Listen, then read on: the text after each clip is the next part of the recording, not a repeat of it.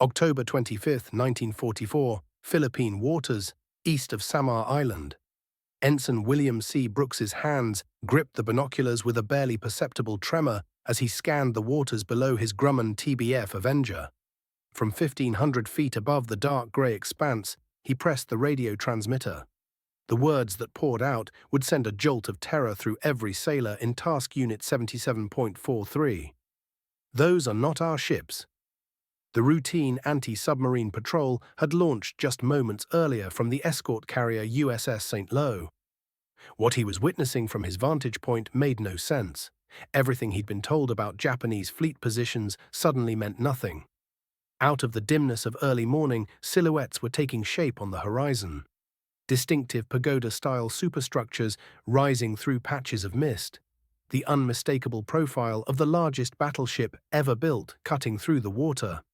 An entire armada of heavy cruisers and battleships surging forward at full throttle, racing directly towards 6 small escort carriers that possessed virtually nothing to stop them. Rear Admiral Clifton A. Sprague, commanding Task Unit 77.4.3, had been given assurances. Admiral William F. Halsey's powerful Third Fleet, he'd been told, was guarding his northern flank.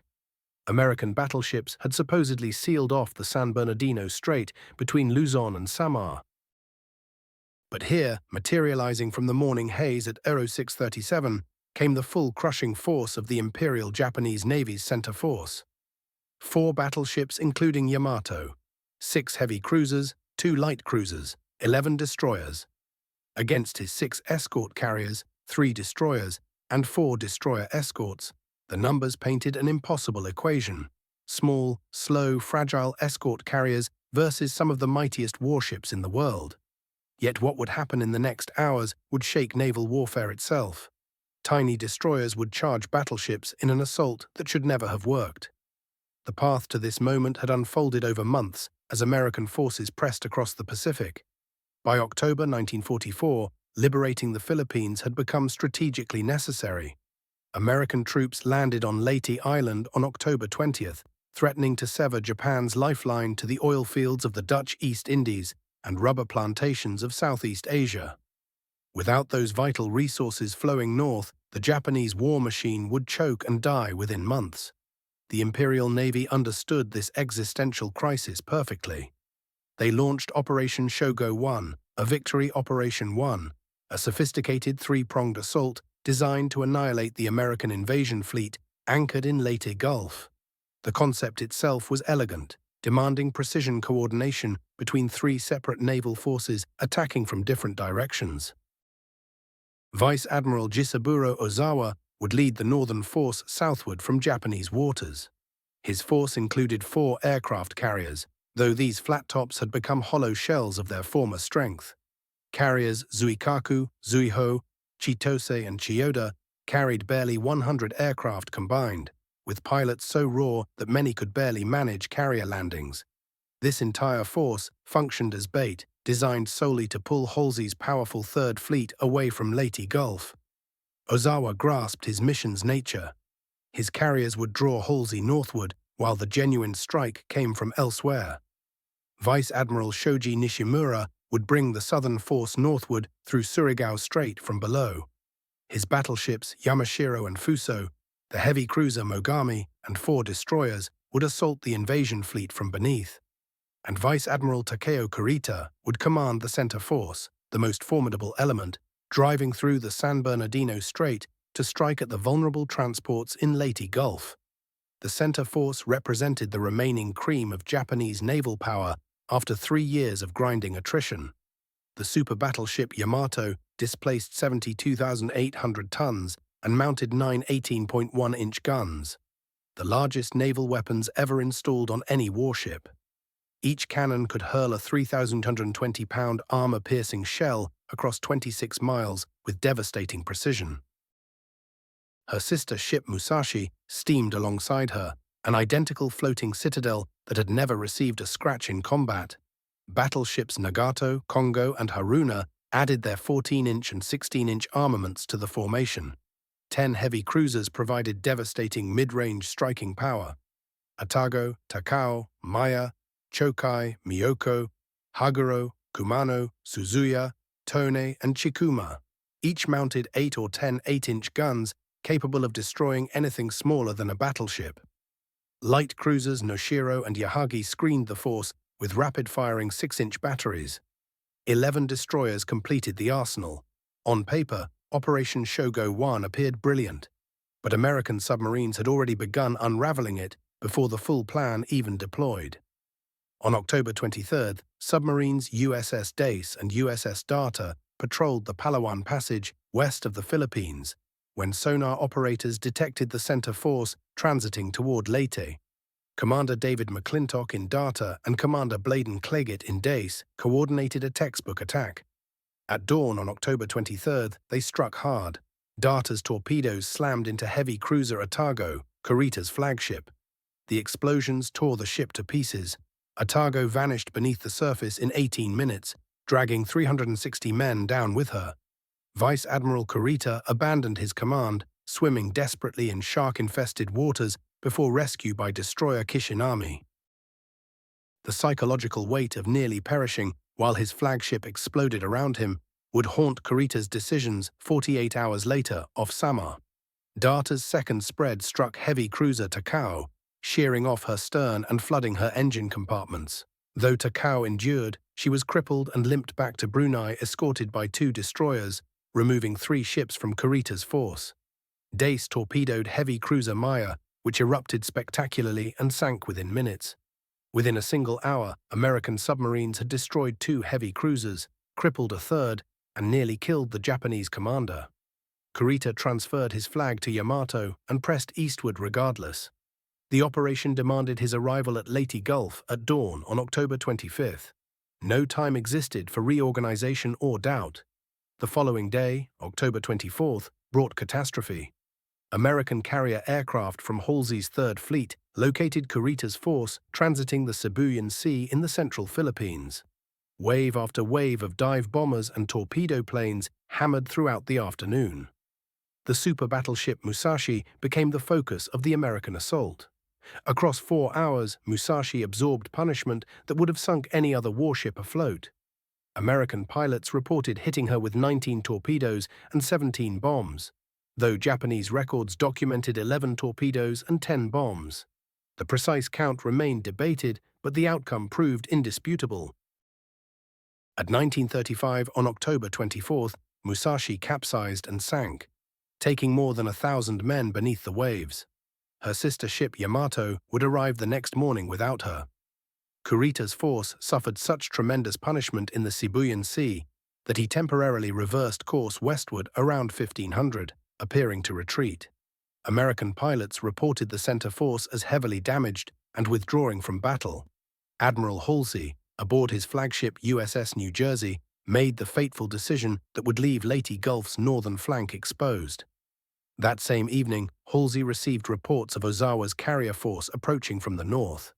The bait dangling before him proved irresistible.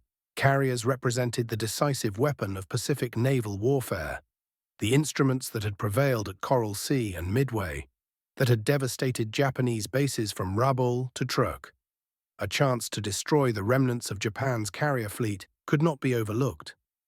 Halsey took his entire Third Fleet, including all 6 fast battleships and 8 fleet carriers with their escorts, and raced north at maximum speed to destroy Ozawa's force. He left no ships guarding the San Bernardino Strait. More critically, he failed to clearly communicate this decision to Admiral Thomas Kinkaid, commanding the 7th Fleet responsible for protecting the Leyte invasion. Halsey had transmitted a preparatory dispatch mentioning Task Force 34, a powerful battleship group under Admiral Willis Lee that might guard the strait. But this was merely contingency planning, not an executed command. Through a cascade of miscommunications and faulty assumptions, Kinkaid believed Task Force 34 had been detached and was guarding San Bernardino Strait. Admiral Chester Nimitz in Pearl Harbor read the same dispatches and reached identical conclusions. No such force existed. The San Bernardino Strait lay completely open and utterly unguarded. Kurita, having reorganized his battered force after Musashi's loss, reversed course again after nightfall and steamed eastward. At 0:35 on October 25th, His force passed through San Bernardino Strait without opposition. Not a single American ship or aircraft observed the passage.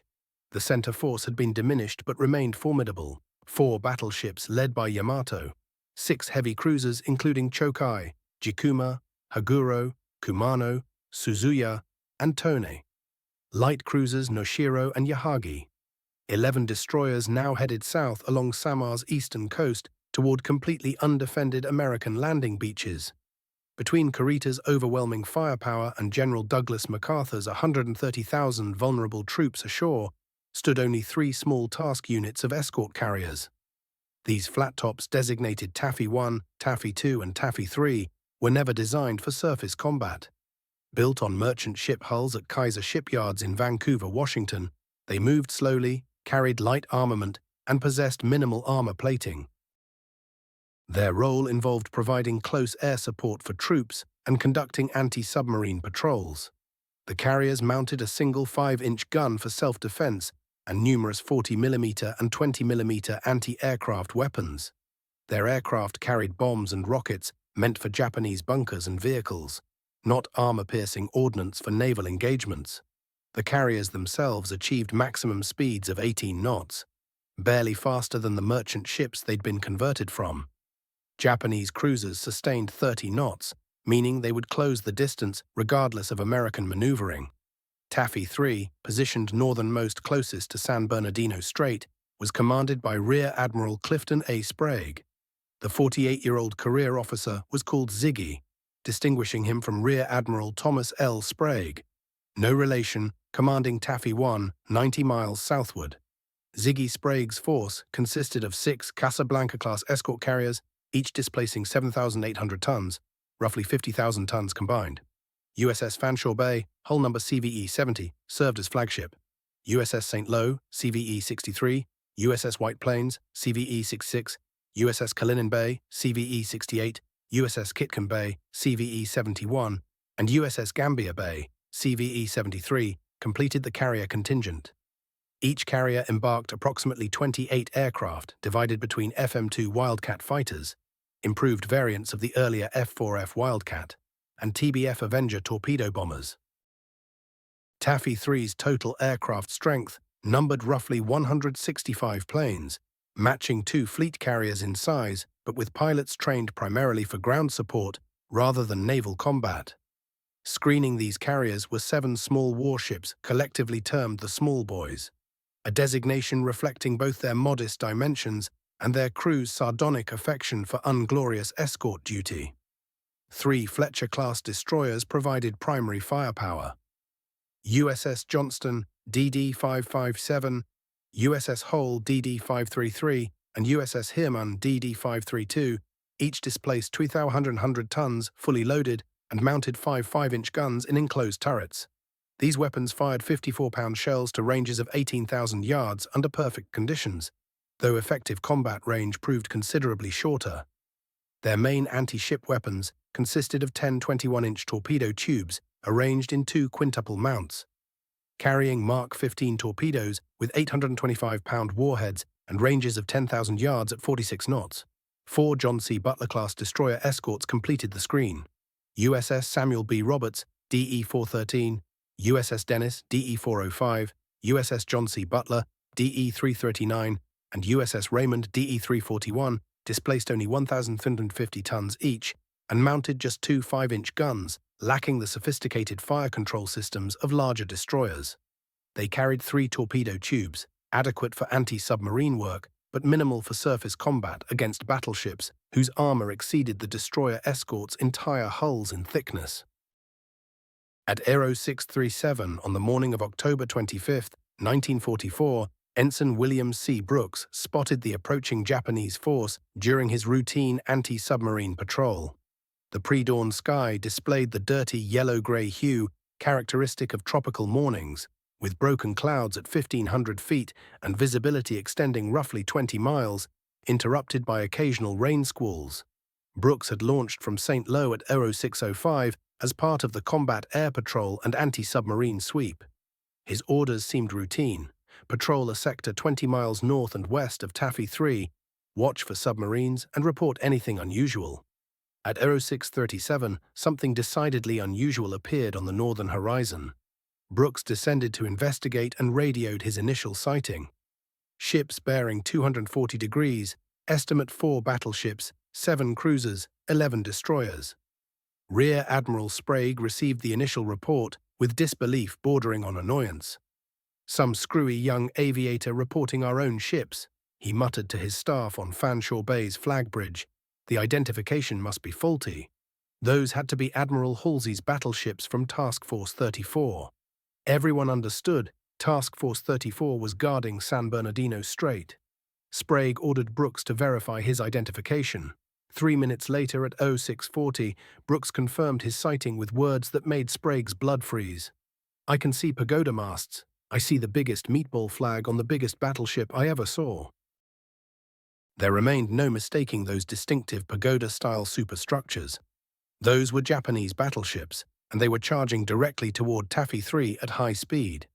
At 0645, lookouts on the escort carriers spotted anti-aircraft bursts on the northwestern horizon as the Japanese ships engaged Brooks's lone aircraft with their anti-aircraft batteries. Moments later, colored splashes began erupting around the carriers as Japanese ships opened fire with ranging shots. The Japanese employed different colored dyes in their shells, allowing spotters to identify which ship was scoring hits. Red, green, yellow, and blue splashes began walking toward the American carriers. One officer later described it as a deadly rainbow advancing across the water.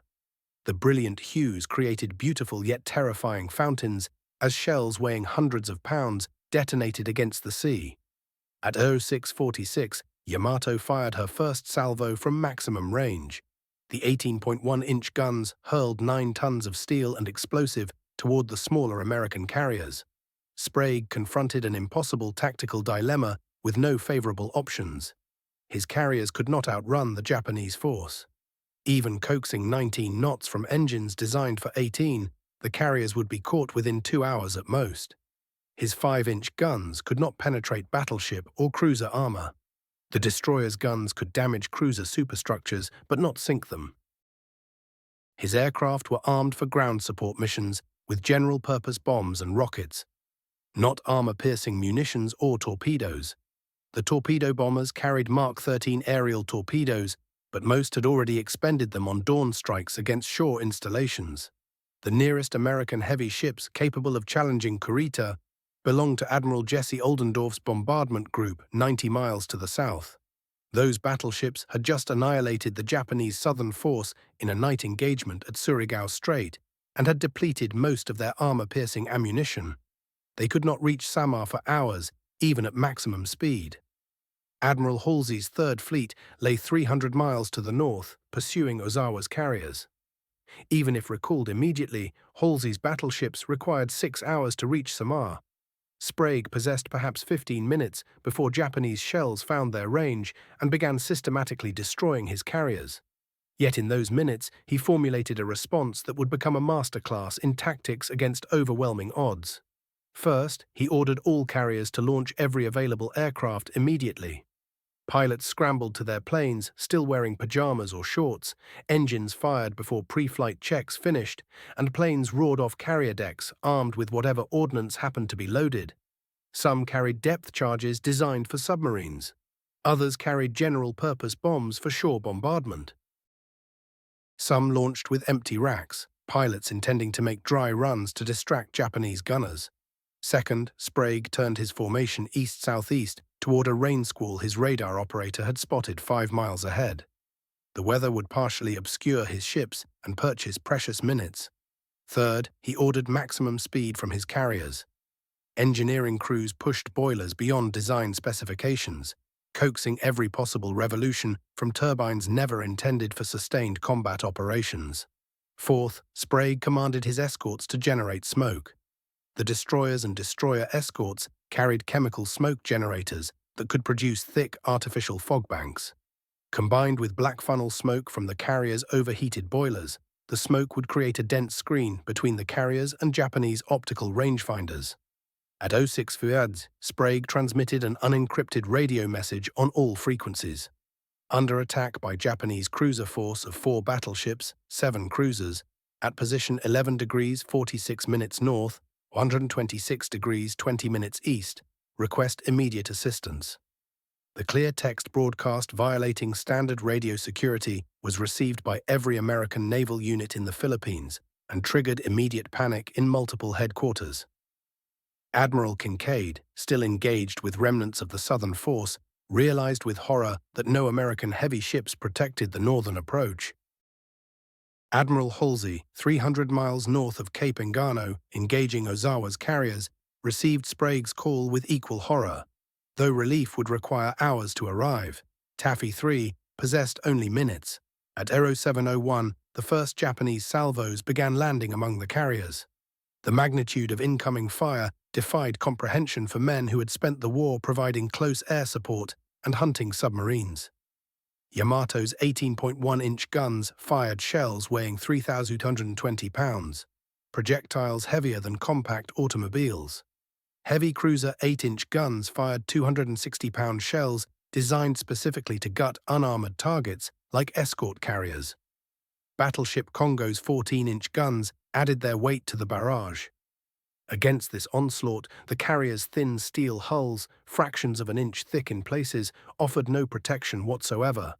One hit from a large-caliber gun could tear an escort carrier apart, splitting her from one end to the other. 2 or 3 direct strikes would send her down within minutes. Sprague's carriers refused to go quietly. They weaved and dodged with frantic determination, executing a defensive tactic known as chasing splashes. As shells landed around them, commanding officers watched the water erupt and immediately ordered their helmsmen to steer directly toward those spots. It was a gamble built on a desperate calculation that Japanese gunners would never fire twice at the same location. Remarkably, this improvisation kept working. The Japanese gun crews had trained for ships moving in predictable lines, straight courses they could calculate and intercept. American vessels constantly shifted direction toward their previous near misses, throwing those careful calculations into chaos. Shells that should have found their marks instead shrieked past the bow or stern, missing by what felt like inches. Yet some projectiles did connect. One struck a white-painted plane, a shattering hit that by a stroke of fortune failed to detonate inside her hull. The armor-piercing round punched completely through the thin steel and exited the other side. Kalinin Bay found herself straddled again and again, each near miss hurling walls of water across her flight deck and temporarily jamming her steering mechanism. At 0706, the weather provided unexpected salvation. A rain squall swept across the formation, cutting visibility down to barely 1,000 yards. The Japanese gun crews fell silent, unable to see their targets through the torrential downpour. For 10 precious minutes, Taffy 3 steamed through the deluge, while officers and crew scrambled to organize their damage control teams, establish positions to abandon ship if necessary, and offer whatever prayers they could muster. Many sailors believed their next hour would be their last, yet they remained at their posts, determined to make the enemy pay whatever the cost. When Taffy 3 emerged from that rain at 0716, everything had gotten worse. The Japanese force had used those minutes to close the range by several miles, while the American carriers battled the weather. Colored splashes now erupted all around them with shocking accuracy. Shrapnel tore across flight decks from near misses. Direct hits were becoming unavoidable. Sprague understood the moment had come to act. He ordered the destroyers to mount a torpedo attack against the Japanese formation. Commander Ernest E. Evans of USS Johnston had not waited for that order. At 0710, 6 minutes before receiving Sprague's command, Evans had already turned his ship northward toward the enemy in his own independent charge. Evans carried Cherokee and Creek heritage from Oklahoma in every fiber of his being, a source of fierce pride and complete fearlessness that bordered on recklessness when combat began. His facial features unmistakably reflected his Native American ancestry, a fact his crew acknowledged with the nickname the Chief, though never to his face. At Johnston's commissioning on October 27, 1943, exactly 1 year and 2 days before this battle, Evans had stood before his assembled crew with words that became the stuff of legend. He had told them simply that this would be a fighting ship, that he intended to go in harm's way, and that anyone unwilling to do the same should leave right now. Not one sailor had requested a transfer. Through the year that followed, Evans had pushed Johnston's crew to a razor's edge of readiness. Gunnery drills happened every single day. Damage control teams drilled constantly without ceasing. Every officer and enlisted man learned multiple stations so they could function wherever needed. Now Evans pointed his destroyer toward the heart of the Japanese formation and demanded flank speed. Johnston's turbines screamed as she accelerated past 35 knots, a tiny ship racing toward vessels that outweighed her 50 times over. When Johnston began her torpedo run, the distance stretched across approximately 35,000 yards, over 17 nautical miles. Her Mark 15 torpedoes could only reach about 10,000 yards, just under 6 miles. To launch her weapons, Evans would have to drive through 17 miles of concentrated shell fire from dozens of Japanese guns, racing through an inferno. Johnston's crew deployed chemical smoke generators as they charged, creating thick artificial fog that partially shielded the destroyer from Japanese optical rangefinders. Smoke could not stop incoming shells, but it could blur the aim of men trying to predict where a moving target would be. At 0707, Johnston opened fire on the heavy cruiser Kumano with her 5-inch guns at maximum effective range. The Mark 37 fire control director, connected to a Mark 1A computer, gave American gunners an overwhelming advantage. While Japanese optical rangefinders struggled with smoke, rain, and constantly shifting distances, Johnston's radar continuously calculated perfect firing solutions, updated in real time with mechanical precision. Johnston's shells began striking Kumano repeatedly. The 54-pound projectiles could not penetrate Kumano's armored belt, 4 to 5 inches of hardened steel protecting her vital machinery, but they devastated her superstructure.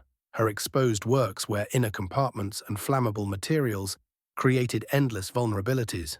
Over the next 10 minutes, Johnston's gun crews maintained an astonishing rate of fire, launching over 200 rounds from her main battery in perfect coordination. At least 45 shells struck Kumano, igniting multiple fires and wrecking her bridge and fire control systems. Her topsides became a hellscape of exploding shells and burning metal. Communications throughout the cruiser were severed. Fire control systems were rendered useless. Her engines remained functional and her main battery still operational, but Kumano's effective fighting capability had been shattered. At 070720, having closed to 10,300 yards, Evans ordered the launch of Johnston's entire torpedo spread, all 10 Mark 15s. The weapons raced through the water at 46 knots, their phosphorescent wakes creating a direct line pointing back toward the destroyer.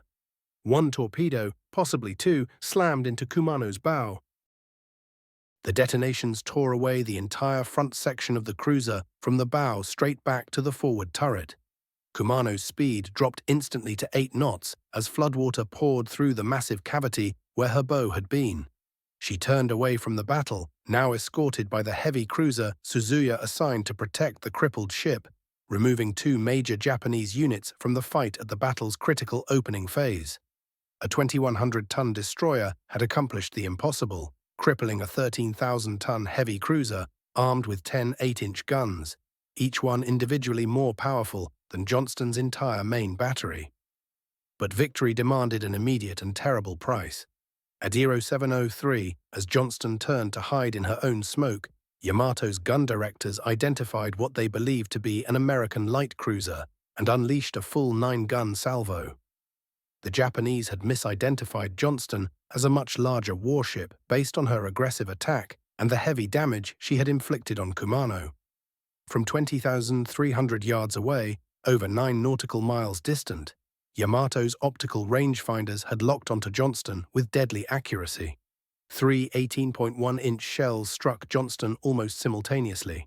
The first punched below the waterline, penetrating the destroyer's unarmored hull as easily as a rifle bullet through paper. The explosion tore into the after engine room, rupturing steam lines and flooding compartments with scalding vapor at 600 degrees. Men in the engine room died instantly, either killed by the blast or boiled alive by the escaping steam. The second shell struck amidships, destroying Johnston's after engine completely and severing power to the rear half of the ship. Her speed dropped from 35 knots to 17 knots in an instant. The third shell hit two-thirds down the ship, cutting electrical power to 3 of her 5-inch gun turrets, leaving only the forward 2 mounts functional. Each 18.1-inch projectile carried explosive force beyond the comprehension of those who had never experienced battleship fire. The shells weighed 3,120 pounds each and contained 73 pounds of Type 88 explosive. They were designed to penetrate 16 inches of armor plate at 20 miles before detonating inside enemy battleships. Against Johnston's unarmored hull, they punched completely through the thin steel before their delayed action fuses triggered. This overpenetration actually saved Johnston from immediate destruction.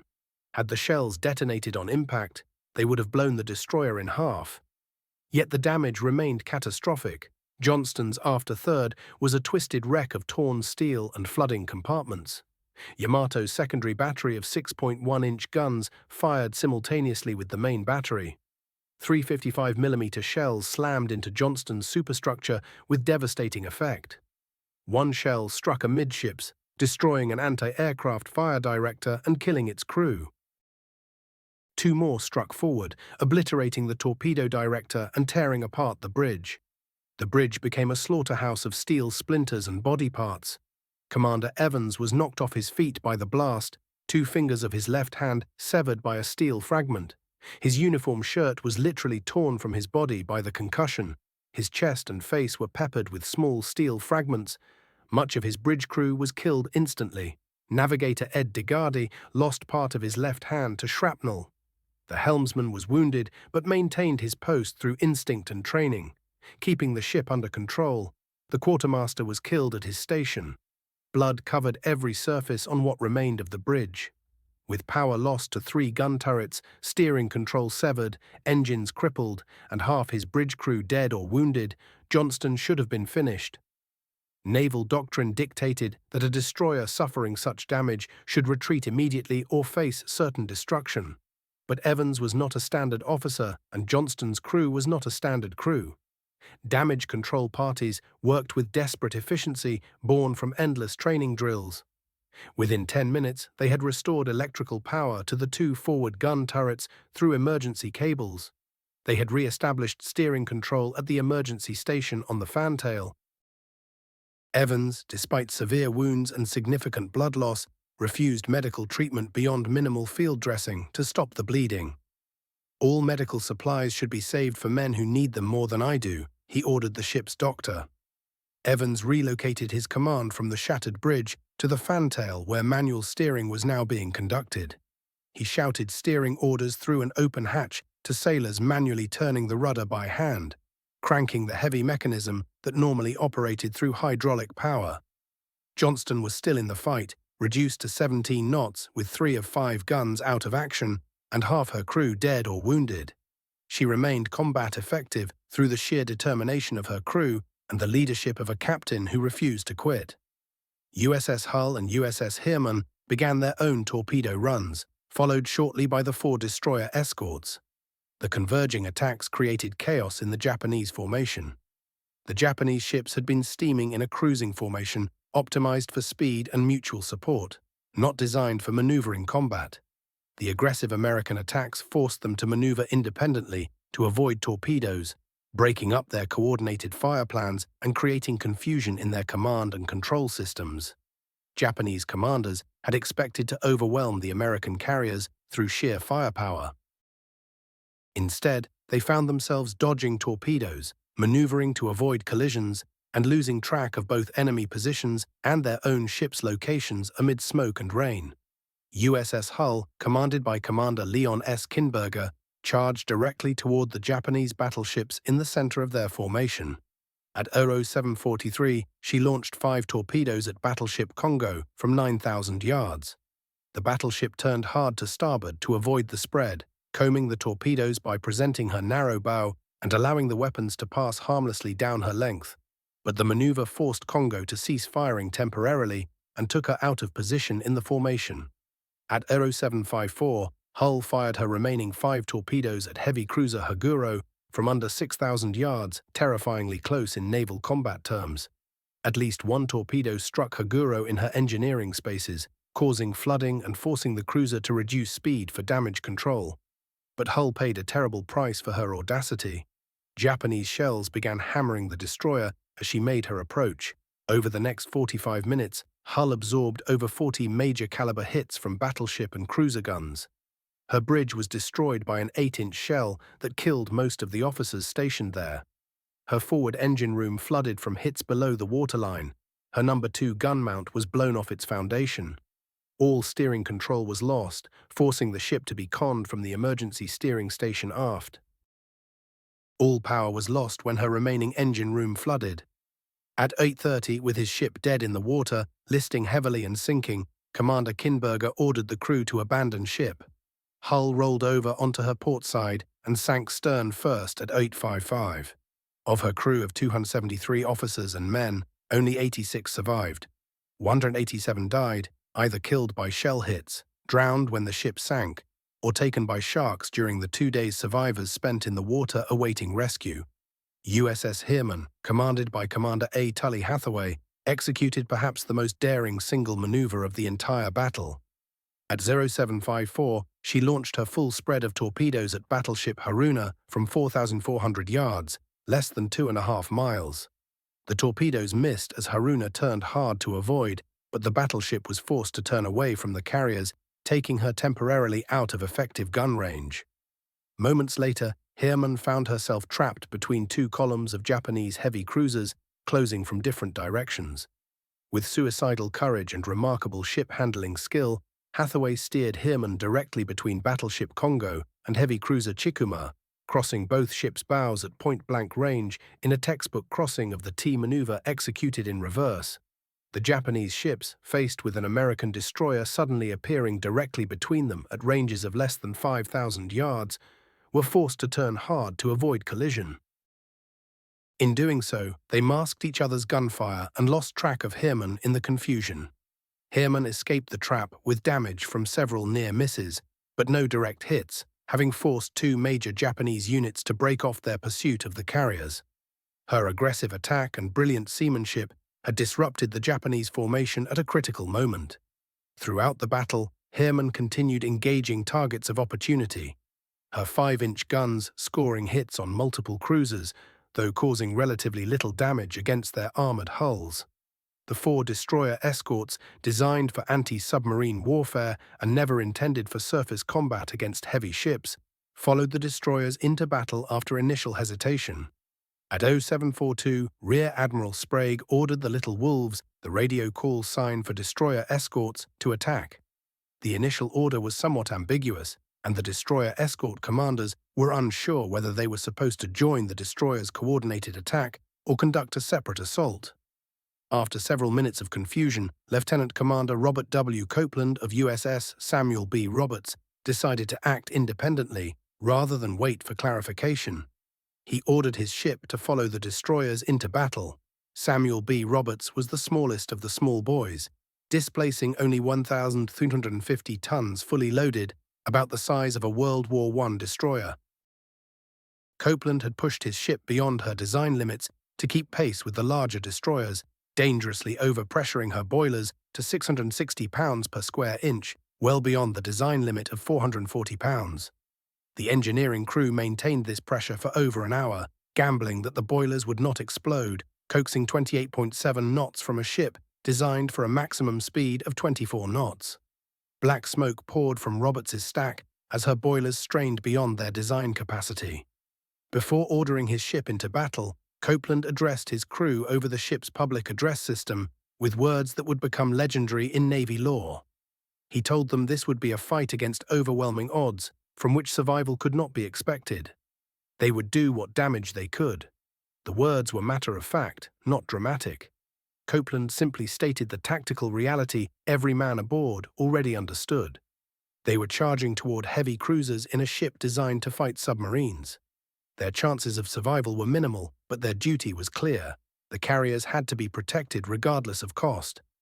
At 0810, Samuel B. Roberts launched her 3 Mark 15 torpedoes at heavy cruiser Chokai from approximately 4,000 yards, close enough that her 40mm and 20mm anti-aircraft guns could engage Chokai's superstructure directly. Sailors manning the smaller weapons raked the cruiser's upper works with automatic fire, shattering windows and killing exposed personnel.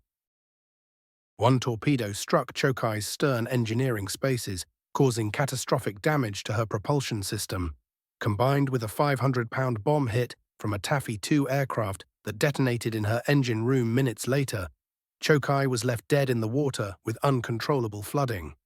Destroyer Fujinami later scuttled the crippled cruiser with torpedoes. Roberts had achieved what her designers never imagined possible. A destroyer Escort had mission-killed a heavy cruiser armed with 8 8-inch guns. Roberts then engaged heavy cruiser Chikuma in an extended gun duel at ranges fluctuating between 5,000 and 7,000 yards. Her 2 5-inch guns fired 608 rounds in 35 minutes, a sustained rate of fire of over 17 rounds per minute per gun, astonishing for manually loaded weapons. The gun crews worked with machine-like precision, loading, firing, and loading again, in a rhythm that never slowed, despite Japanese shells exploding all around them. The aftergun mount, designated Mount 52, was commanded by gunner's mate 3rd Class Paul Henry Carr, a 24-year-old from Chicota, Oklahoma. Carr's gun crew maintained their incredible rate of fire even after losing electrical power to the mount, manually cranking the turret into position and hand-loading each 54-pound shell into the breech. At approximately 0850, a Japanese 8-inch shell struck Mount 52, penetrating the thin gun shield and exploding inside the mount. The blast killed or wounded most of the crew instantly, but the gun itself remained functional. Carr, though horribly wounded, refused to abandon his post. His gun continued firing. At 8:51, disaster struck. A powder charge cooked off in the overheated breech, detonating prematurely as it was being loaded. The explosion destroyed the gun mount completely, shattering the barrel and blowing the breech mechanism apart. Carr was caught directly in the blast, suffering catastrophic wounds described by witnesses as ripping him open from neck to groin. When rescue parties reached Mount 52 after the abandoned ship order, they found Carr dying at his station, still holding the mount's final shell, begging with his last breath for someone to load it so the gun could keep firing. He died moments later. Carr received the Silver Star after his death in recognition of his extraordinary service. The destroyer Escort bearing his name, USS Carr FFG-52, was an Oliver Hazard Perry-class frigate launched into service in 1985 as a permanent tribute to his memory and sacrifice. At 0851, disaster struck Samuel B. Roberts when an 8-inch shell fired from the Japanese cruiser Chikuma tore through her hull below the waterline, detonating with massive force in the forward engine room. The blast was absolutely catastrophic in its violence and scope. The engine room, a confined space packed with high-pressure steam lines, fuel systems, and heavy machinery, transformed into a furnace of destruction in seconds. The shell's impact ruptured everything simultaneously in a chain reaction of devastation. Steam at 600 degrees scalded men to death instantly, their bodies unable to withstand the extreme heat. Fuel oil ignited from the blast, creating an inferno that consumed everything in its path. Seawater poured through the massive hole torn in the hull, flooding the compartment with terrible speed. The engine room became a coffin. Nearly everyone stationed there perished within seconds of the explosion. With the ship's main engines and generators completely destroyed, Samuel B. Roberts went dark. Propulsion ceased. The vessel began taking water rapidly and uncontrollably, her fate now sealed. At 0909, another shell struck near the after 5-inch gun mount, killing additional crew members and wounding many more. By 9:10, with his ship dead in the water, flooding beyond control, and clearly sinking, Lieutenant Commander Copeland made the only decision remaining. He ordered the crew to abandon ship. Samuel B. Roberts capsized and disappeared beneath the Philippine Sea at approximately 10:05. From a crew of 224 officers and men, 89 were killed in the immediate action. 25 more perished from their wounds, exposure to the elements, or shark attacks during the 2 agonizing days they spent drifting in the water. 120 men ultimately made it to safety, though many carried wounds and deep emotional trauma that would haunt them throughout their remaining lives. The other destroyer escorts, Dennis, John C. Butler, and Raymond, suppressed their own assaults, firing their limited supply of torpedoes at Japanese cruisers in desperate attempts to inflict damage. While their attacks scored no confirmed hits against enemy vessels, the sheer aggression of their actions created havoc in the Japanese formation, disrupting their coordination and cohesion. The escorts also produced enormous smoke screens that formed thick fog banks across the water, degrading the Japanese ability to aim accurately through optical fire control systems and providing temporary concealment for the vulnerable carriers they protected. The small American ships had accomplished what seemed impossible. They had disrupted a vastly superior enemy force. Through extraordinary sacrifice and audacity in the face of overwhelming odds, they had thrown the Japanese attack into disarray, buying precious time for the carriers to regroup and recover, and causing significant damage to multiple enemy vessels. Yet the price paid was staggering, and the ordeal facing the survivors would continue for hours yet to come. During these surface engagements, American pilots swarmed continuously over the Japanese warships in attack waves that would later be remembered by naval historians as among the most courageous flying of the entire Pacific War. Taffy 3's aviators confronted an impossible tactical situation that day. Their aircraft carried ordnance designed specifically for striking targets on land, not armor-plated naval warships. Many pilots had already expended their torpedoes during earlier strikes against Japanese positions ashore. The nimble fighters carried machine guns that worked effectively against enemy aircraft, but proved utterly useless against battleship armor plating. Some pilots attacked with depth charges, cylindrical weapons engineered to explode underwater near submarines. Against surface vessels, depth charges were nearly worthless as weapons, yet pilots dropped them anyway, hoping perhaps to cause at least some damage or perhaps distract Japanese gunners long enough to create opportunities for others. Despite these handicaps, the pilots pressed home attack after attack with a courage that bordered on absolute insanity. Young ensigns and junior officers, many having logged fewer than 200 hours of total flight time, dove directly at the most powerful battleships ever constructed by any naval power. They made run after run, attacking from varying angles, some flying directly through walls of anti-aircraft fire so incredibly thick it seemed physically impossible to penetrate and escape alive.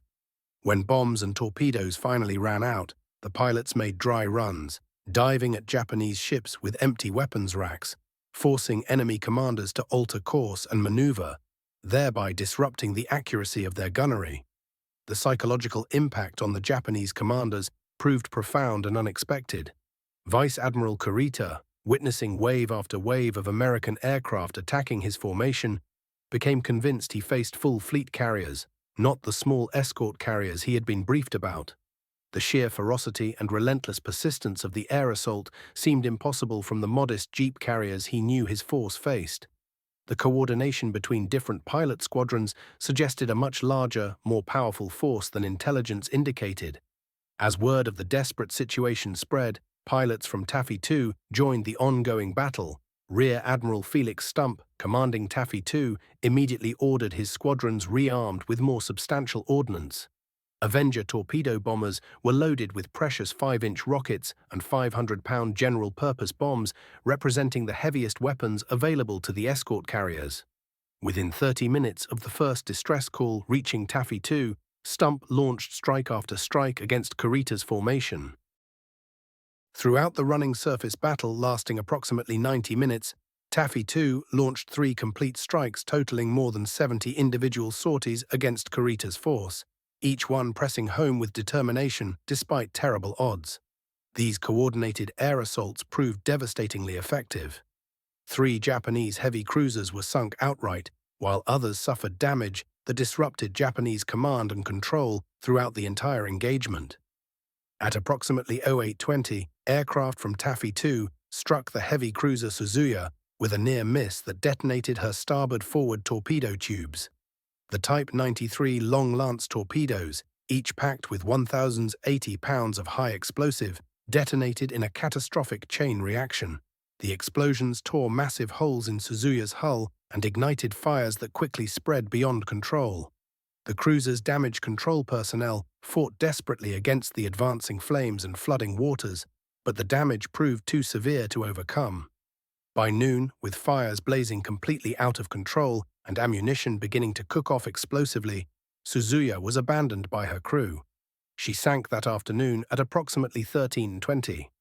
Heavy cruiser Chikuma, already crippled by gunfire from Samuel B. Roberts earlier in the battle, sustained multiple torpedo strikes from Taffy II aircraft. The torpedoes opened her hull to the sea, allowing water to pour inside. Chikuma began her slow descent, her crew departing as she settled lower in the water with each passing minute. Destroyer Naoki moved alongside to take aboard survivors before heading northward to rejoin the main Japanese fleet. Chikuma slipped beneath the surface that afternoon. Heavy cruiser Chokai, disabled and helpless from Roberts' earlier torpedo strike and bomb damage to her machinery spaces, was scuttled by Japanese destroyers with point-blank torpedo fire rather than risk her capture by Americans seeking to salvage her. The escort carriers themselves faced intensifying danger as Japanese warships steadily closed range despite the smoke screens and constant maneuvering. USS Gambia Bay, positioned on the port flank of the carrier formation, gradually fell behind as the chase continued at high speed. Her engines, pushed far beyond design specifications and rated limits, simply could not maintain the pace demanded by Admiral Sprague. Captain Walter van Breda Kolff, known throughout the Navy as Bowser for his combative and aggressive personality, watched helplessly from the bridge as the distance separating his vessel from the other carriers slowly but steadily increased.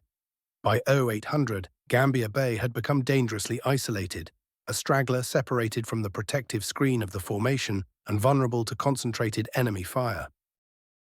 At 0807, 3 Japanese heavy cruisers, Chikuma, Tone, and Haguro, focused their firepower on the struggling carrier from ranges of approximately 15,000 yards. Their 8-inch shells began finding the distance and zeroing in on the target. At 0810, Chikuma's shells struck Gambia Bay's after-flight deck, igniting serious fires across the wooden surface. More hits followed in rapid succession as the Japanese gunners concentrated their efforts. At 0820, another shell penetrated below the waterline in the area of the forward engine room, causing catastrophic internal damage and flooding. The explosion ruptured the bulkhead, separating compartments, and seawater rushed in uncontrollably. The forward engine room flooded completely, killing most personnel trapped inside. Gambia Bay lost use of one of her 2 engines. Her speed dropped dramatically from 18 knots to barely 11 knots. She fell even further behind, now critically isolated and essentially defenseless against the concentrated Japanese assault. Johnston, despite suffering terrible damage and severe crippling, attempted desperately to draw Japanese fire away from Gambia Bay. Commander Evans, still commanding from the fantail despite his injuries, ordered his 2 remaining operational guns to engage the Japanese cruisers, systematically hammering the carrier with shell after shell. Johnston's shells struck both Chikuma and Tone, causing only minor damage but forcing both cruisers temporarily to shift their devastating fire elsewhere. Yet 3 cruisers firing from close range could not be diverted for long from their primary target. The cruiser's shells continued their relentless pounding of Gambia Bay. Multiple hits struck her engine spaces, her hangar deck, her hull at the waterline and above. Fires raged throughout the riddled carrier, consuming compartments and killing more crew members with each passing moment. At 0840, Gambia Bay was dead in the water, listing heavily to port with fires visible throughout her structure. At 0850, Captain Kolff made the decision every commanding officer dreads. He ordered the crew to abandon ship and get over the sides immediately. The men began leaving the vessel, jumping into the warm Philippine waters and swimming away from the dying carrier as fast as their strength allowed. At 0907, Gambia Bay capsized to port and rolled over. Her keel appeared above the surface, and survivors watching from the water could see the shell holes punched through her underwater hull. The port propeller was missing entirely, blown off by one of the direct hits. The inverted hull remained floating for only 4 minutes total. At 0911, USS Gambia Bay sank, disappearing below the surface in less than a minute. From the moment of first impact to complete sinking, only 61 minutes had elapsed. She holds the distinction of being the only American fleet or light carrier ever sunk by surface gunfire during the entire Second World War. Of her crew numbering approximately 800 personnel, 147 were killed immediately by shell impacts or drowned as the ship went down.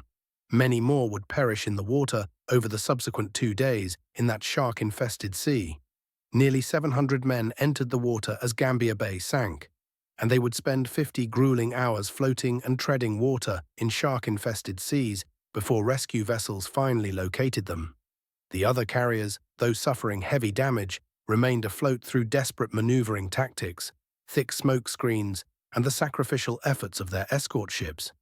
USS Kalinin Bay absorbed 15 direct hits from shells ranging from 5-inch to 14-inch caliber from various enemy guns. One massive 14-inch armor-piercing shell fired from the battleship Congo passed completely through the carrier from port side to starboard side without detonating. The delayed action fuse failed to activate as designed. The enormous projectile left holes 4 feet in diameter on both sides of the hull but caused surprisingly limited damage in the compartments between entry and exit points. Had the shell detonated as intended, Kalinin Bay would have been destroyed instantly with tremendous loss of life. Other hits killed and wounded crew members, started multiple fires, and caused flooding throughout the ship. Yet her damage control parties managed to contain and control the damage. Kalinin Bay survived the battle and lived to fight another day. USS White Plains sustained multiple near misses and at least one direct hit. Yet her crew maintained her engines and kept her steering functional throughout the action. USS Fanshawe Bay, serving as Admiral Sprague's flagship, dodged in excess of 100 near misses through radical and aggressive maneuvering personally directed by the Admiral himself from the flag bridge. Sprague's calm, steady voice carried over the radio throughout the battle, directing his task unit with measured commands despite the concussions from shells exploding all around his ship. And this composure helped sustain morale among all the men serving in Taffy 3. The carrier's individual 5-inch stern guns engaged Japanese cruisers whenever targets entered their 18,000-yard maximum range limits. The small guns scored hits on several cruisers, causing damage to superstructures, but nothing approaching critical damage against heavily armored warships. Nevertheless, the return fire forced Japanese ships to maneuver and change course, contributing marginally to the overall disruption of the Japanese attack plan. At approximately 0845, crippled and surrounded by Japanese destroyers closing in from multiple directions, USS Johnston made her final heroic and suicidal charge. Commander Evans had observed Japanese light cruiser Yagiri and destroyers Isokaze, Yukikaze, Urikaze, and Naoki forming up deliberately for a coordinated torpedo attack on the American carriers. Despite having only one operational gun turret, one barely functional engine capable of producing perhaps 10 knots, and steering controlled by men manually cranking the rudder by hand, Evans turned Johnston directly toward the 5 enemy ships. Every man aboard understood the hopelessness of the situation. It was suicide, pure and simple. Yet the carriers had to be protected at any cost. Johnston's remaining forward gun fired as rapidly as the crew could load ammunition, and several shells struck Yagiri and scored hits. But Japanese destroyers quickly surrounded Johnston and pounded her with devastating gunfire from point-blank range where misses were nearly impossible. 5-inch shells from multiple directions ripped into the already battered destroyer, shredding metal and flesh alike. At 0910, with all guns silenced, both engines destroyed, fires raging throughout the vessel, and the hull listing dangerously from uncontrollable flooding, Commander Evans made the final decision. He ordered the crew to abandon ship immediately. Men began going over the sides, jumping into the warm water and swimming away from the sinking destroyer as fast as their exhausted bodies would carry them.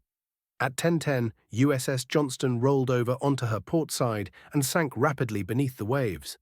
As she went down, sailors on Japanese destroyer Yukikaze came on deck and stood at rigid attention, saluting the sinking American destroyer in recognition of the extraordinary courage her crew had displayed. This remarkable gesture, captured in multiple Japanese accounts, reflected the deep respect Johnston's desperate fight had earned even from her enemies, who recognized true courage and honor when they witnessed it. Commander Ernest E. Evans was seen leaving the ship, floating in a life jacket, but he was never recovered from the water. Of Johnston's crew, numbering 327 officers and men, only 141 survived the ordeal. 186 perished, killed in the action itself, drowned when the ship sank, or taken by sharks during the long, agonizing wait for rescue vessels. Evans was awarded the Medal of Honor posthumously, becoming the first Native American officer in the United States Navy to receive the nation's highest military decoration for valor in combat. His citation read, in part, for conspicuous gallantry and intrepidity at the risk of his life above and beyond the call of duty as commanding officer of USS Johnston in action against major units of the enemy Japanese fleet during the Battle of Samar. The first to lay a smokescreen and open fire as an enemy task force rapidly approached, Commander Evans gallantly diverted the powerful fire of hostile guns from the lightly armed and armored carriers under his protection, launching the first torpedo attack when Johnston came under straddling Japanese shell fire. At 09:25, after nearly 2.5 hours of continuous intense combat, something miraculous occurred that no one anticipated. The Japanese attack suddenly faltered and lost momentum. Vice Admiral Kurita, his command and control structure disrupted by aggressive American destroyer attacks, continuous relentless airstrikes, and confusion about what American forces he actually faced, ordered his scattered ships to reform and consolidate. Communications between Japanese vessels had broken down during the chaotic running battle as ships maneuvered independently. Individual ship captains had been making independent tactical decisions, pursuing whatever target appeared closest rather than following any coordinated plan.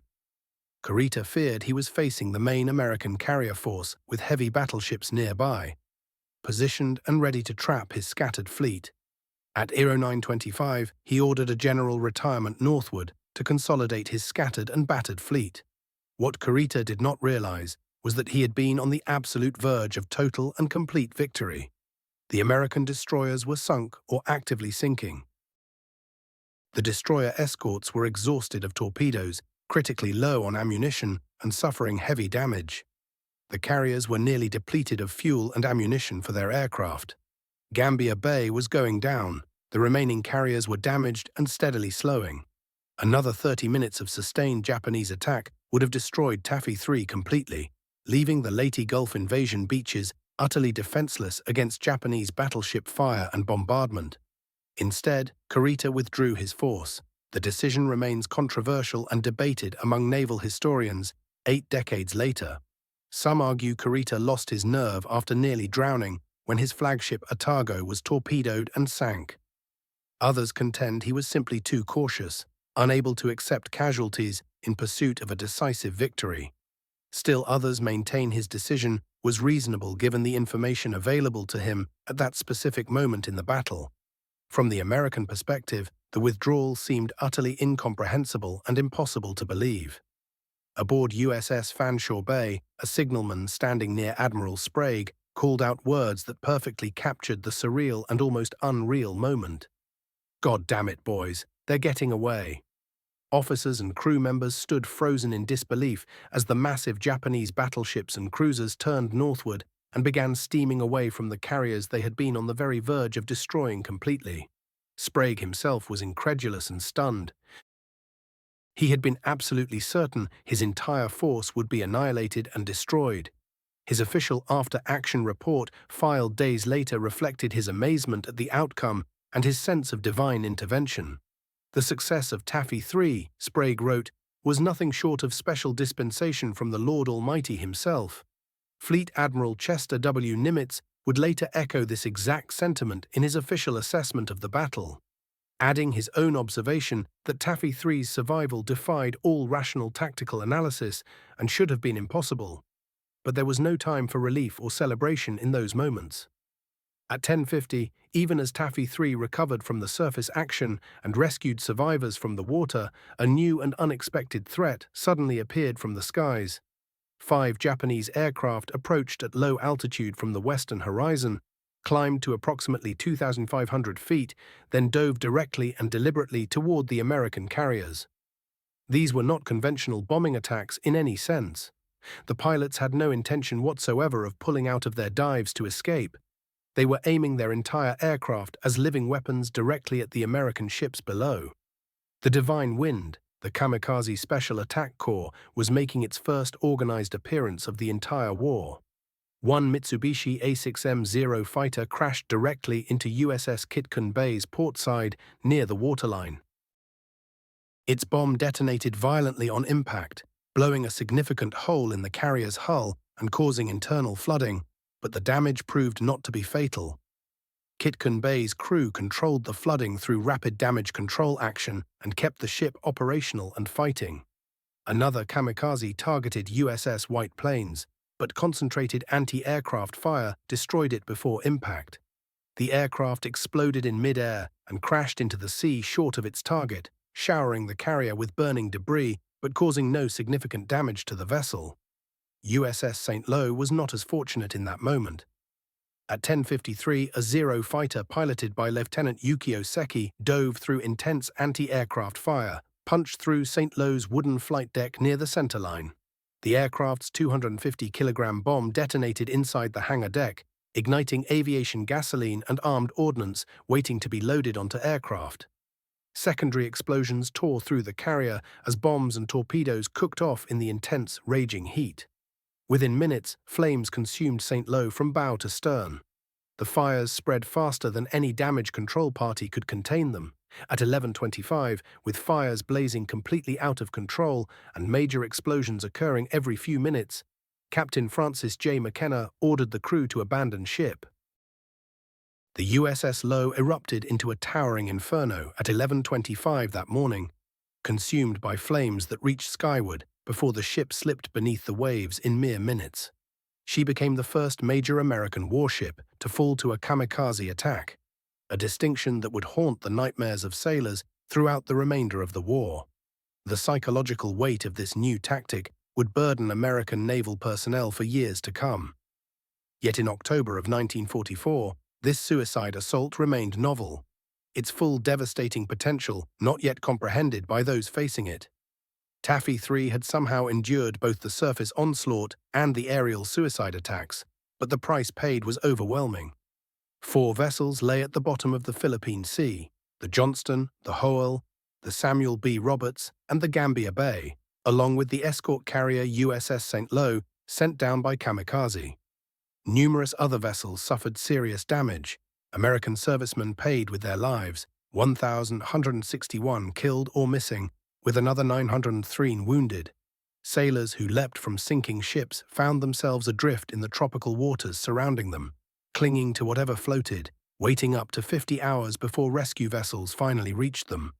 During that agonizing time, many perished from untreated wounds, the relentless sun bearing down overhead, or the hunger and thirst that consumed their bodies. Some disappeared entirely, dragged beneath the surface by predators drawn to the blood and warmth of the tropical seas. The waters surrounding Samar held a grim reputation. Sharks thrived in these warm currents, attracted by abundant food sources.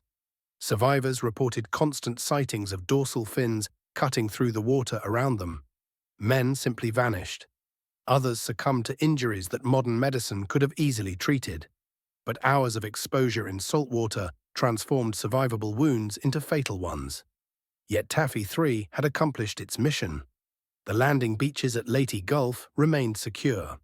General Douglas MacArthur's 130,000 troops continued pouring ashore without facing any naval bombardment. The Japanese center force, despite commanding overwhelming firepower and superior numbers, had been turned back before reaching its objective.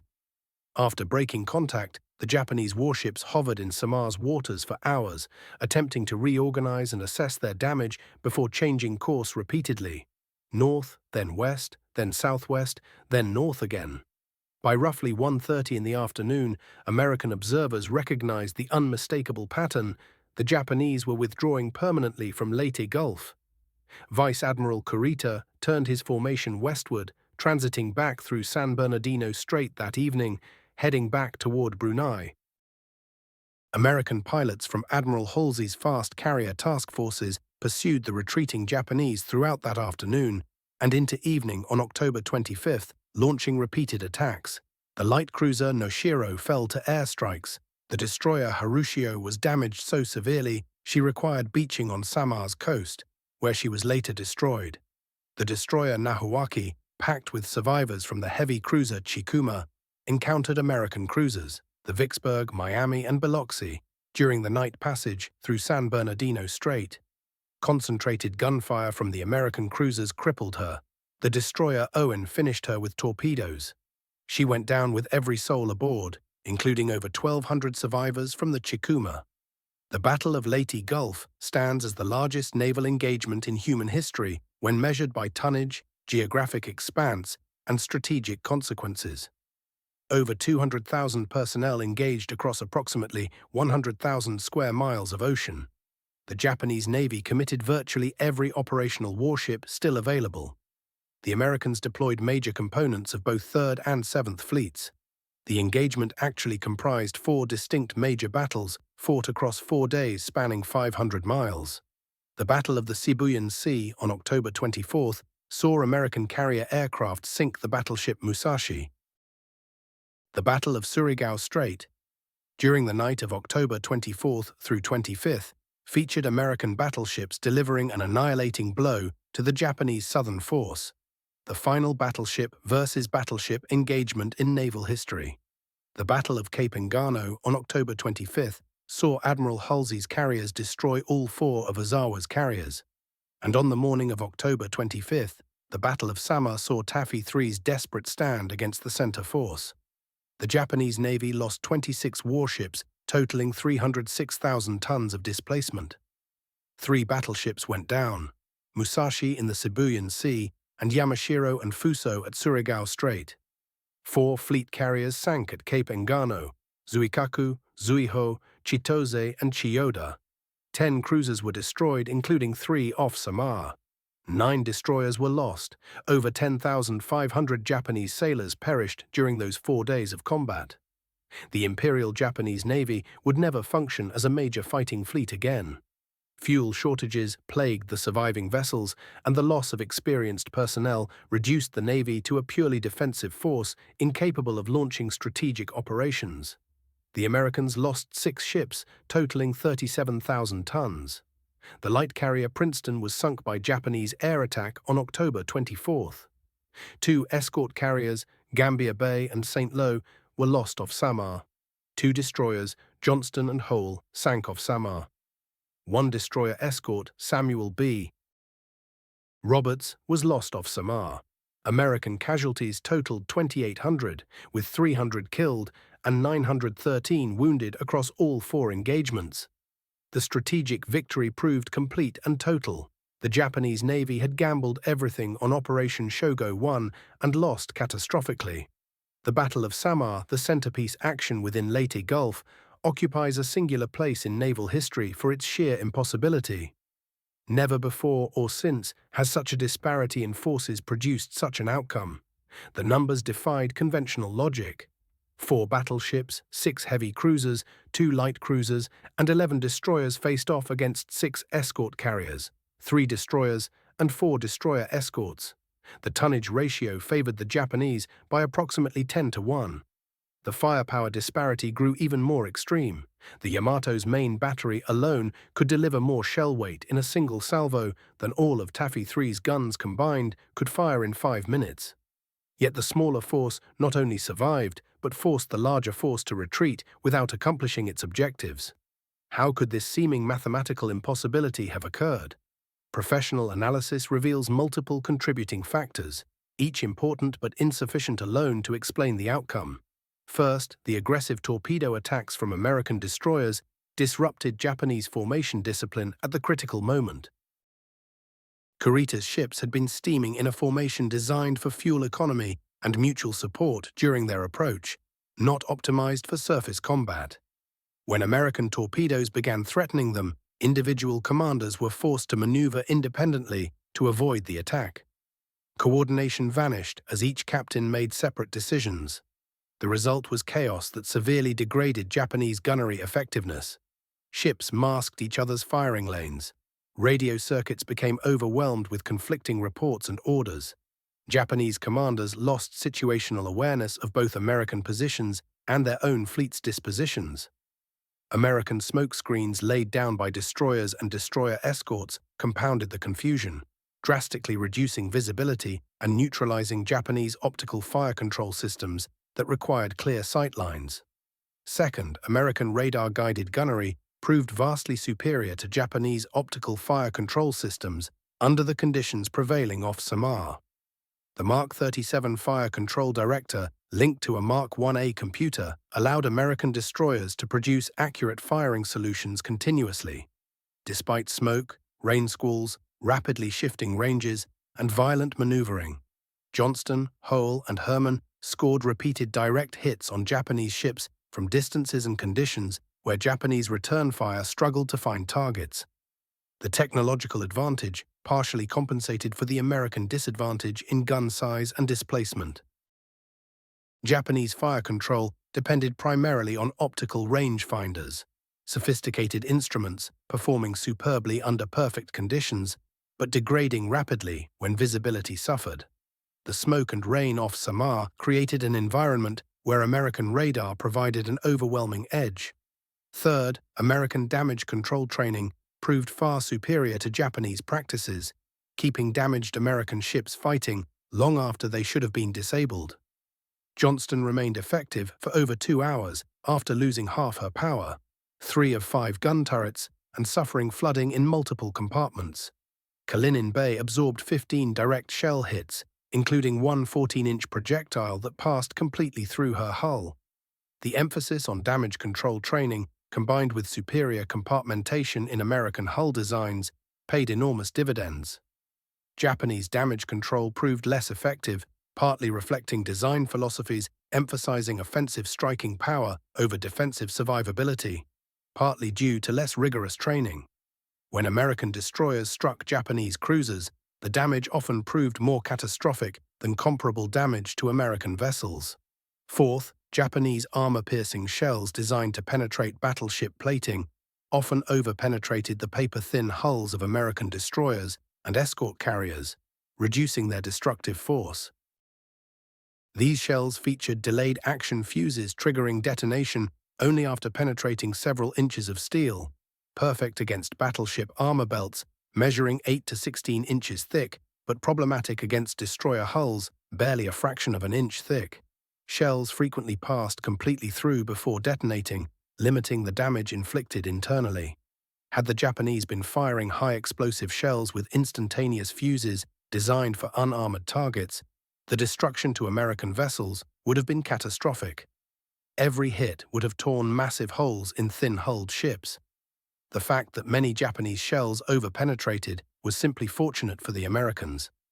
Fifth, continuous American air attacks throughout the battle maintained relentless pressure, forcing Japanese ships into constant maneuvering and diverting attention from surface engagements. Even after expending bombs and torpedoes, pilots executed dry runs to force Japanese ships to turn and dodge, disrupting their gunnery calculations. The psychological strain of constant air assault, combined with Kurita's fear of encountering more powerful American forces, contributed significantly to his decision to withdraw. Japanese anti-aircraft fire remained heavy but ultimately ineffective. American pilots pressed their attacks with unwavering determination despite mounting losses. But the underlying factor explaining Taffy 3's survival and victory lay in human courage and tactical boldness executed with such intensity that it convinced the enemy they faced a vastly superior force. Commander Ernest Evans charged toward Yamato without authorization, because he understood instinctively that aggressive action represented their only chance of survival. Lieutenant Commander Robert Copeland took Samuel B. Roberts into battle against heavy cruisers, knowing survival seemed impossible, yet attack seemed necessary. Rear Admiral Clifton Sprague ordered his destroyers into suicide torpedo attacks because delaying the Japanese advance, even briefly, might save the carriers. These decisions were not made from positions of strength but from desperation. Yet they were executed with such complete commitment and ferocity that they convinced Vice Admiral Kurita he faced fleet carriers and heavy cruisers, rather than escort carriers and destroyers.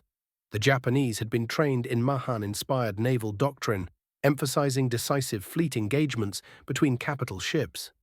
They expected opponents to maneuver cautiously, preserving strength for the climactic confrontation. Weaker forces were supposed to retreat when facing superior numbers, not attack suicidally. The American destroyers violated every assumption about how weaker forces should behave. They attacked with absolute aggression. They closed to point-blank range. They fought until their ships literally sank beneath them. This behavior was incomprehensible within the Japanese tactical framework. It created confusion and uncertainty that contributed to Kurita's belief that he faced a much larger force than actually opposed him. The aftermath produced immediate recognition of the extraordinary heroism displayed by Taffy 3. The entire task unit received the Presidential Unit Citation, one of America's highest unit decorations. The citation praised extraordinary heroism against powerful Japanese fleet units, specifically noting that 2 valiant destroyers and 1 destroyer escort charged the battleships point blank and expended their final torpedoes in desperate defense of the entire group, going down under enemy heavy shells following 2.5 hours of sustained furious combat. Commander Ernest Evans received the Medal of Honor posthumously. His citation emphasized his role initiating the smokescreen and opening fire, launching the first torpedo attack when Johnston came under Japanese straddling fire. The citation concluded that his valiant fighting spirit throughout this historic battle would endure as inspiration to all who served alongside him. In 2023, 80 years after his death, Secretary of the Navy Carlos del Toro officially confirmed that Evans was the first Native American in United States Navy history to receive the Medal of Honor. Lieutenant Commander Robert W. Copeland received the Navy Cross for his leadership of Samuel B. Roberts. Commander Leon S. Kintberger of Hull received a posthumous Navy Cross. Commander A. Misty Hathaway of Herman received the Navy Cross for his ship's aggressive actions. Dozens of Silver Stars and Bronze Stars were awarded to other officers and crew. Many historians believe more Medal of Honor awards should have been granted, but political considerations intervened. The battle partly resulted from massive communication breakdowns between Admiral Halsey and Admiral Kincaid. Neither 3rd Fleet nor 7th Fleet commanders wanted drawing excessive scrutiny to a battle revealing serious command and control failures at the highest levels. The human toll was staggering for such a brief engagement. Of Johnston's 227 crew members, 186 perished. Of Hull's 273 sailors, 187 died. Of Samuel B. Roberts's 224 crew, 89 died in action, with another 25 succumbing to wounds or exposure afterward. Of Gambier Bay's approximately 800 crew, 147 died immediately, with more dying subsequently. Taffy 3's total casualties exceeded 1,100 dead from approximately 3,500 personnel engaged. Those who abandoned ship faced horrors in the water that haunted them throughout their remaining years. Men clung to wreckage and life rafts for up to 50 hours awaiting rescue ships. The tropical sun bore down mercilessly. Dehydration became critical. Wounds attracted predators. Men watched companions weaken and disappear beneath the surface. Some survivors developed psychological trauma, manifesting decades later as survivors' guilt and post-traumatic stress. Yet survival rates exceeded expectations, considering the violence of the sinkings. This reflected excellent training in abandoned ship procedures and adequate life-saving equipment. American ships carried sufficient life rafts and individual flotation devices. Crews received training in survival procedures and practiced regularly. When abandonment orders came, men executed them efficiently despite the chaos of battle damage, fires, and flooding. The Navy's emphasis on survival training, often dismissed by fleet sailors as busy work, saved hundreds of lives off Samar. The wreckage of these vessels remained lost for decades. The Philippine Trench, where the battle occurred, features some of the deepest water in any ocean, exceeding 20,000 feet, in the area where Johnston, Howell, Samuel B. Roberts, and Gambier Bay went down. Until recently, technology simply did not exist for exploring such depths. In March 2021, explorer Viktor Veskovsky located Johnston at a depth of 21,180 feet, using the deep submersible limiting factor. The wreck rests on an undersea slope, broken into sections but largely intact. Her bridge displays damage from 6.1-inch shells that killed Commander Evans and his crew. Her stern section reveals the catastrophic destruction from Yamato's 18.1-inch shells. The discovery confirmed Johnston as the deepest shipwreck ever surveyed by a manned submersible, a record she held for 15 months. In June 2022, Veskovsky's team located Samuel B. Roberts at 22,621 feet, making her the deepest shipwreck ever discovered. The destroyer Escort lies broken into two sections. The forward section rests upright on the seabed. The after section lies on its side approximately 10 meters away. The breakpoint marks where an 8-inch shell penetrated her engine room, the hit that ultimately claimed her. Both wreck sites are protected under the Sunken Military Craft Act, designated as war graves that cannot be disturbed. The remote locations and extreme depths provide natural protection. These ships will rest undisturbed as permanent memorials to their crews. The story of the Battle of Samar deserves never to be forgotten.